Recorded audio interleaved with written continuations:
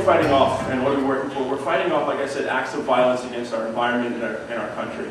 I want to make very clear that pollution, whether it's toxifying my air that I breathe, polluting the water that I drink, or polluting the land that I grow my food and herbs, those are acts of violence against my health. Those are acts of violence against our future, against our children's children, and our children yet to be born. It's really painful to start studying about our energy policies and our environmental policies because you start to learn what we've been doing. And so very quickly, we're dangerously polluting our rivers, our soil, our air. We're enslaving and genetically modifying our animals and our food.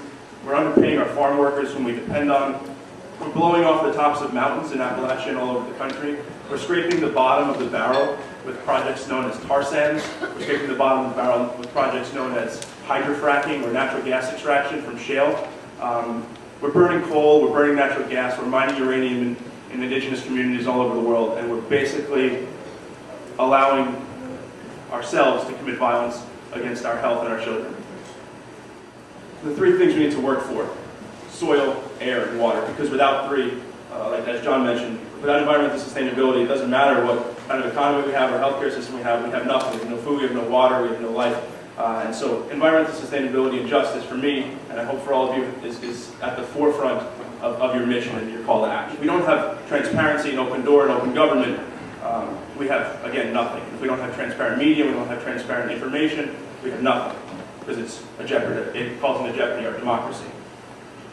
I mean, it's kind of frustrating, but who are our muckrakers? I mean, we have Jon Stewart, we have Bill Maher, we have Thomas Friedman, we have Amy Goodman, a couple, but we also have Sean Hannity, we also have Bill O'Reilly, we also have Rush Limbaugh. We have a lot of people who believe what they believe, and they have the right to do that. But we need to be honest with ourselves of where's our strength lie and what are we working for. Visual learning is a really great method of teaching and sharing information. This is a picture. Can everybody see this?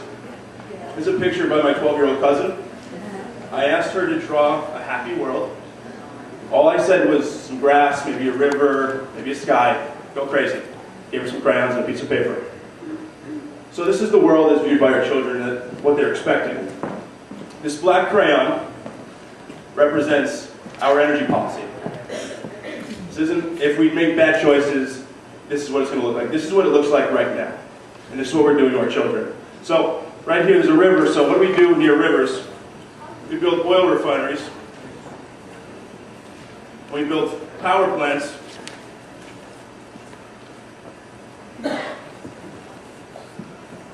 And sometimes we throw our sludge into the river. We kill plants.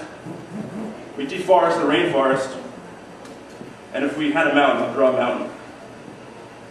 That's a mountain. If you go to Appalachia, you'll find 600 sites where the mountaintop has been blown right off.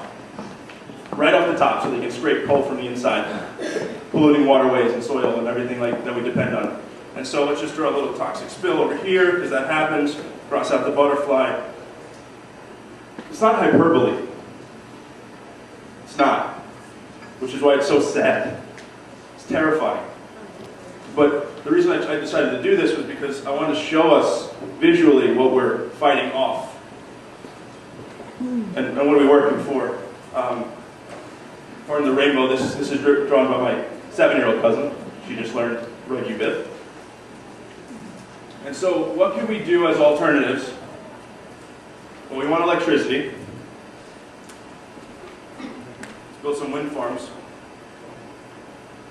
We want electricity in our homes, so let's put a solar panel right there to ignore the sun. The only thing I might need my crayon for is to draw the wires that connect the whole thing.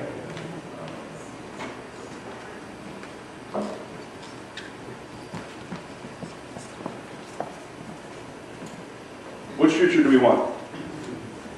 Your choice, your children. Rainbow. Rainbow, yeah, I know. Rainbow's so pretty, isn't it? So I'm going to leave this up here to just remind us what